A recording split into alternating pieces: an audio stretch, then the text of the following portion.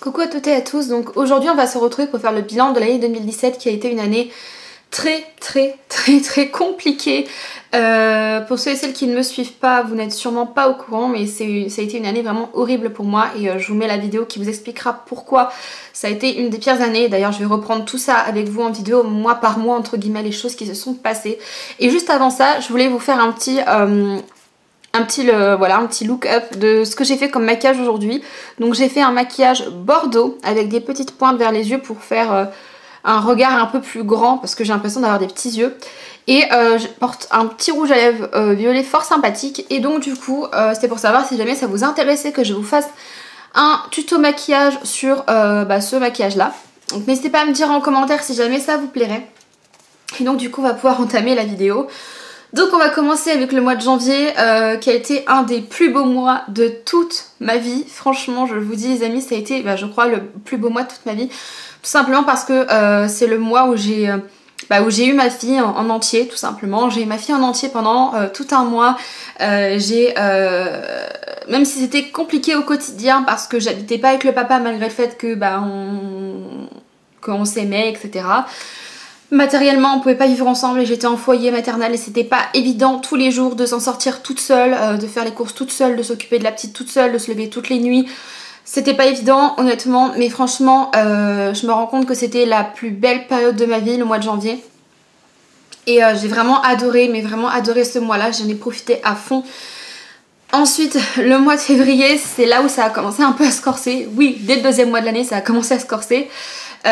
Donc je vous ai fait une vidéo sur la maladie de ma fille, sa mort, donc voilà, je vous mets le lien ici si jamais vous comprenez pas, entre guillemets, ce dont je vais vous parler, mais je vais le reprendre un petit peu ici. Donc en fait, au mois de février, j'ai appris que ma fille était malade et qu'elle avait une amyotrophie spinale infantile de type 1. Et franchement, ça a été un mois assez compliqué, mais on s'est pas, on s'est pas laissé abattre avec mon copain. On était effondrés certes, mais on s'est dit, on va profiter de chaque instant encore plus. On va se débrouiller pour pouvoir habiter ensemble tous les trois avant qu'il ne soit trop tard. On va en gros faire en sorte de lui offrir la plus belle vie possible, aussi courte qu'elle soit. On allait vraiment essayer de tout faire pour en profiter, etc. Et on n'a pas perdu espoir, enfin on perdait pas espoir à l'époque. Ensuite au mois de mars, c'est le mois où ma fille est rentrée à l'hôpital en soins intensifs en pédiatrie. Donc ça a été assez compliqué comme moi aussi. Tout le début du mois ça a très bien passé, on profitait à fond de la petite parce que on savait qu'elle était malade etc. Donc c'était pas évident avec ses rendez-vous médicaux etc. Bon voilà. Tout est détaillé dans la vidéo précédente et comment vous dire. Et du coup le foyer où j'étais, le foyer maternel, nous ont trouvé un appartement pour que le papa et moi on puisse vivre tous les trois avec la petite. Et le jour de l'emménagement, c'est le jour où ma fille est rentrée en pédiatrie, en service de pédiatrie, pour une infection bronchique. Donc ça a été très compliqué après le mois d'avril. Tout ce mois-là, on a eu que des... Enfin, je sais pas des faux espoirs, mais... On avait 2 ou 3 jours où ça allait super bien, où elle avait plus d'oxygène, elle recommençait à manger, on commençait à reprendre espoir. Et le lendemain, rien qui allait, elle était complètement encombrée, il y avait une deuxième infection sur l'autre poumon, enfin c'était très compliqué. Et ça a été un mois assez dur parce que voilà, on se relayait à l'hôpital. Moi je passais toutes mes journées là-bas et lui il passait toutes ses nuits là-bas et moi je rentrais chez moi la nuit et je revenais le matin. Et c'était vraiment très compliqué mais quand même on profitait d'elle un max quoi, enfin même si c'était assez compliqué. Donc voilà. Ensuite le mois de mai ça a été le pire mois de toute ma vie. Je vais vous expliquer pourquoi. J'ai ramené ma fille le 4 mai chez moi. Donc on m'a autorisé tout simplement à avoir une hospitalisation à domicile. Donc j'avais toutes les machines qu'il y avait à l'hôpital chez moi. J'avais appris à m'en servir entre temps. Et donc du coup on m'a autorisé à la garder chez moi, donc je l'ai gardée une journée, je l'ai ramenée un jour. On a passé l'après-midi, enfin franchement c'était une super après-midi. J'en ai tellement profité, ça me faisait tellement du bien de revoir ma fille dans un autre contexte que l'hôpital. Et je lui ai donné son petit bain, elle a dormi dans son lit, etc. Et ça m'a fait plaisir, vraiment c'était génial. Le lendemain matin, je l'ai mis dans mon lit, on a fait un câlin et franchement c'est ouf quoi, comment on revit quoi, c'est dingue. Et le lendemain, à cause de sa sonde gastrique, parce qu'elle avait une sonde qui descendait dans son ventre parce qu'elle pouvait plus manger toute seule, est remontée et pas mal de lait s'est vidé dans ses poumons et je m'en suis rendu compte un peu tard. Enfin, en même temps, il n'y avait aucun signe qui m'a montré qu'elle était en train de s'étouffer. Elle dormait paisiblement, donc je m'étais absolument pas inquiétée. Et elle s'est mise à tousser comme je ne l'ai jamais vue tousser. Elle est devenue toute bleue, elle était en train de s'étouffer, elle était toute froide et elle fermait les yeux. Et j'ai eu la peur de ma vie ce jour-là, mais je me suis dit, je veux tellement, tellement pas que ça se passe comme ça. Je veux tellement pas que ça arrive, pas maintenant, pas comme ça, pas toute seule. Et je me sentais en panique et j'ai réussi à la sauver, mais de justesse. Du coup, les pompiers l'ont re-emmenée à l'hôpital, donc on a profité d'elle une journée. Et les 15 jours suivants, elle n'a fait que lutter, elle avait de la fièvre, 40 degrés de fièvre, elle faisait que dormir, elle était en couche avec un ventilateur à fond dans le dos toute la journée, toute la nuit. C'était vraiment très compliqué et le 19 mai, elle est décédée dans mes bras d'un arrêt cardiaque et vraiment, je vous promets que quand on vit ça, moi j'étais même pas triste, j'étais morte de l'intérieur. Je vous l'ai expliqué dans la vidéo, mais j'étais morte. Je ne réalisais pas, en fait, tout simplement. Même si quand on a un enfant malade, on sait que ça peut arriver ce genre de choses. Puis on voit bien que notre enfant ne va pas bien. Mais le vivre, c'est autre chose. Et ce jour-là, j'ai même pas pleuré tellement j'étais juste vide d'émotions. Et ça a été un mois horrible parce que voilà, il y a eu la première fois où elle s'est étouffée dans mes bras et j'ai cru vraiment que je l'allais la perdre. 2 semaines après, je l'ai réellement perdue. Et après, on a été la voir à la morgue pendant les 3 jours suivants. Et après, il a fallu organiser les obsèques. Et franchement, c'était vraiment très compliqué. Pareil pour le mois de juin, c'était un mois où je réalisais pas encore que j'avais plus ma fille, qu'elle était plus là. Je savais plus où me placer dans ma vie, je savais plus comment faire pour réussir à aller de l'avant, etc. C'était un mois où j'avais du mal à me rendre compte de ce qui se passait vraiment dans ma vie. Et ça a été compliqué. Ensuite, au mois de juillet, j'ai repris un peu du poil de la bête. Je me suis trouvé un petit travail, un petit CDD pour les vacances, histoire de pas rester tout le temps à la maison à rien faire et de ressasser, parce que ça, c'est pas bon, mais pas bon du tout. Donc j'ai trouvé un petit job à la boutique du coiffeur à côté de chez moi. Et ça m'a vraiment fait du bien parce que déjà j'ai rencontré des personnes juste formidables qui étaient hyper à l'écoute, qui me faisaient beaucoup rire. Voilà, le fait de travailler aussi dans un milieu qui me plaisait, forcément la coiffure, la beauté, etc. De conseiller des gens, donc de voir un peu autre chose que son propre malheur et sa propre vie finalement. Et rentrer le soir, être entre guillemets contente de rentrer chez soi et pas se sentir complètement étouffée par son appartement. Parce que moi c'est ce qui m'arrivait et c'est ce qui m'arrive maintenant. Enfin je vais vous expliquer pourquoi après. Donc voilà, le mois de juillet s'est bien passé, le mois d'août s'est bien passé aussi. C'est là où on a commencé un peu plus sérieusement à chercher un autre appartement pour déménager parce qu'on est en studio. Mon chéri est propriétaire de son studio et franchement le studio c'est bien, mais 20 mètres carrés à 2 au bout d'un moment c'est un peu lourd. Et puis il s'est passé beaucoup de choses ici donc on avait envie de changer tout simplement. Donc au mois d'août j'ai commencé à faire des petites visites à droite à gauche pendant mes jours de congé ou quand je terminais un peu plus tôt. Et donc j'ai visité l'appartement dans lequel on va bientôt emménager, donc voilà. C'est là où on a vraiment commencé un peu à vraiment s'intéresser, on a mis en vente notre appartement, etc.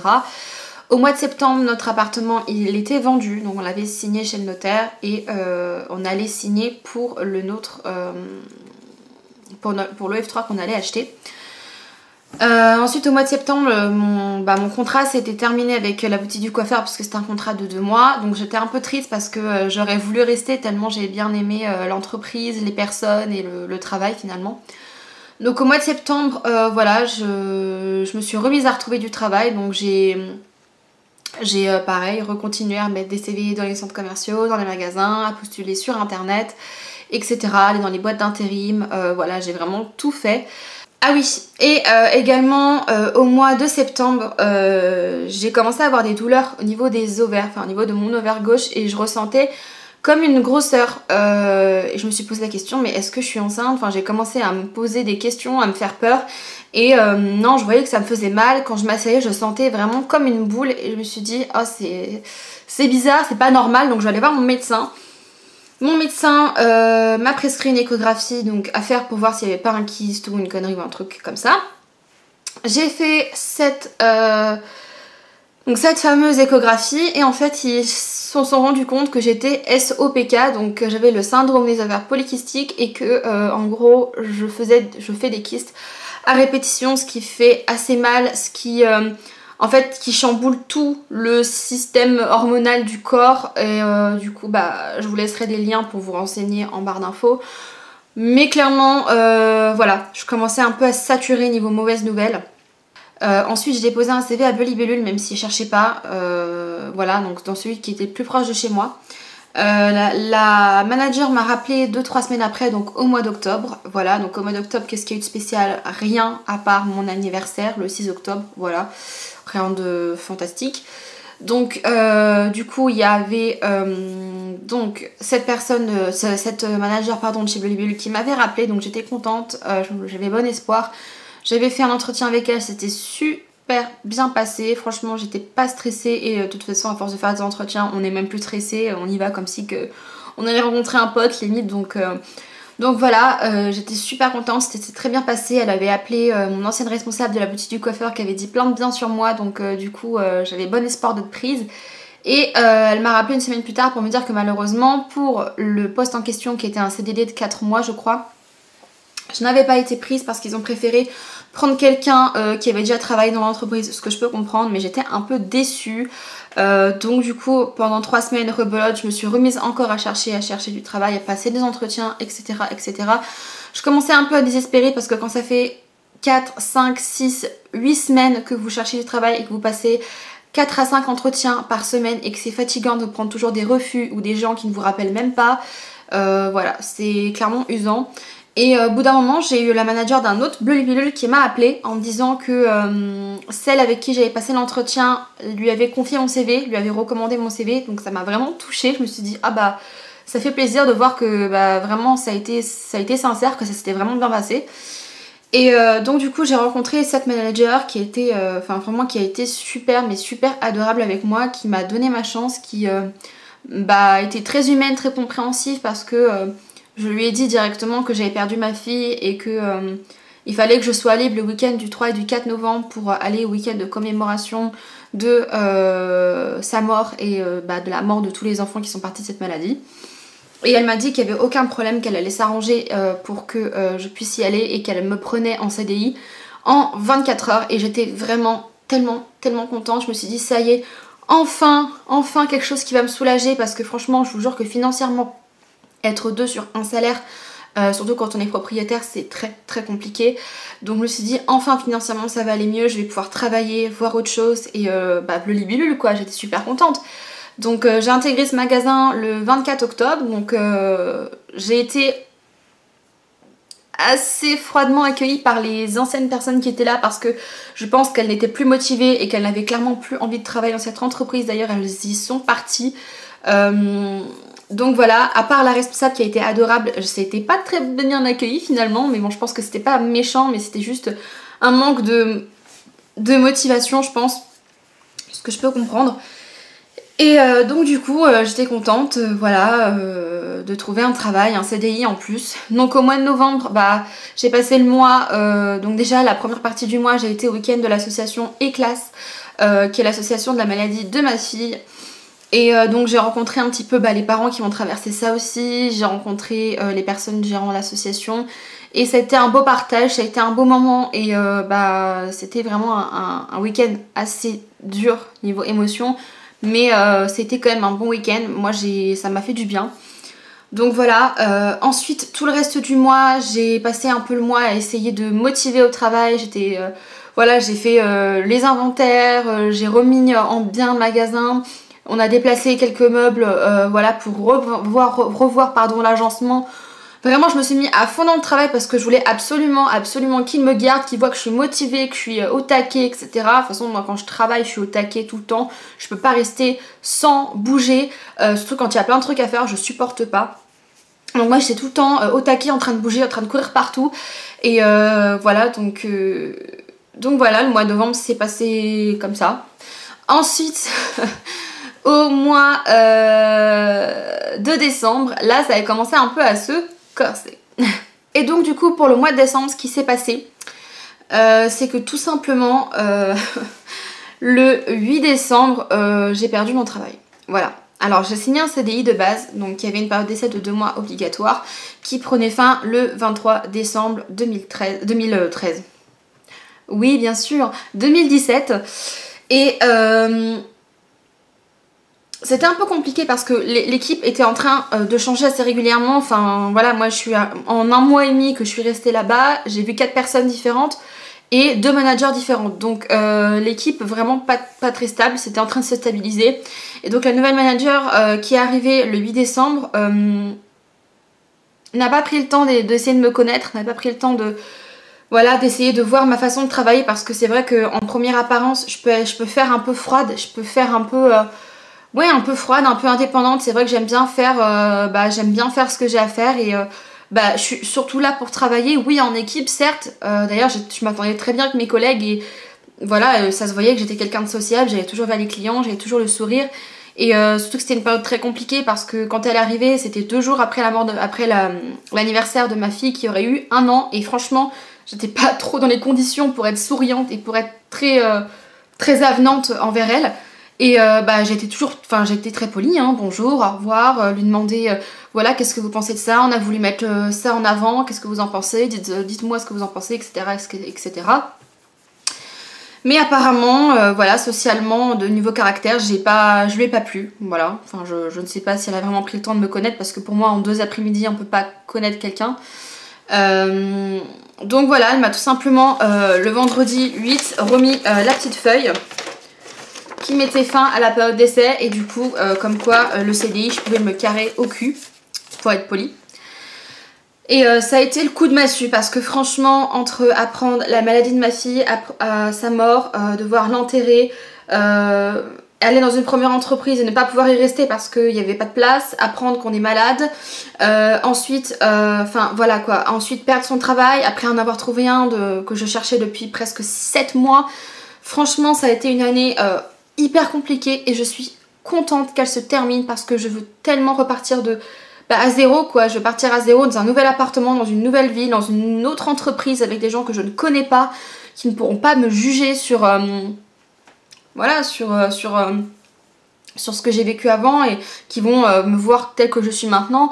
Et j'ai pas envie d'être jugée voilà, parce que j'ai perdu ma fille, il faut avoir pitié de moi, ou parce que j'ai telle ou telle chose. Non, moi j'ai envie qu'on m'apprécie pour qui je suis, pour le travail que je fais, et pas pour voilà, pas pour des trucs qui n'ont absolument rien à voir. Enfin bon, bref, vous pouvez comprendre que ça m'a un petit peu agacée. C'est pour ça que en ce moment, honnêtement, je vais pas très bien. Je trouve que je ramasse beaucoup dans la gueule pour quelqu'un de mon âge. Alors je sais pas ce que j'ai fait au monsieur tout là-haut, mais apparemment il est en colère contre moi. Et franchement voilà, je suis un peu je sais pas comment on dit ça, mais je suis un peu, pas désespérée, mais je me demande vraiment qu'est-ce que j'ai fait pour m'en ramasser autant sur la gueule quoi.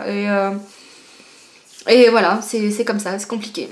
Donc voilà, j'espère que cette vidéo quand même vous aura plu, hein. C'est pas pour me plaindre encore une fois, c'est pas pour faire ma pleureuse, ni pour qu'on ait pitié de moi, comme j'ai pu avoir de jolis commentaires dans ma vidéo sur la mort de ma fille. Commentaires d'ailleurs, je crois que je vais faire une compilation et que je vais vous les lire parce que franchement, il y en a, on se demande d'où ils sortent ça. Bref, donc voilà un peu ma vie, voilà un peu ce qui s'est passé dans ma vie en 1 an. Voilà, j'ai eu ma fille, j'ai appris qu'elle était malade, je l'ai perdue, je l'ai enterrée, j'ai trouvé un travail, je l'ai perdue, j'ai appris que j'étais malade, j'ai retrouvé un autre travail, je l'ai reperdu. Voilà. Donc franchement, je pense qu'il y en a qui se seraient tiré une balle pour moins que ça. Donc ceux qui me disent que je suis faible ou que je ne sais pas quoi parce que je pleure, mais juste traverser même pas 1/10 de ce que je traverse, et après on viendra en reparler. Et pour tous ceux qui me soutiennent, je vous remercie et je vous aime aussi très fort parce que j'ai eu plein de messages d'amour, heureusement, plus de messages d'amour que de haine, heureusement. Et merci à tous, voilà, de vous abonner.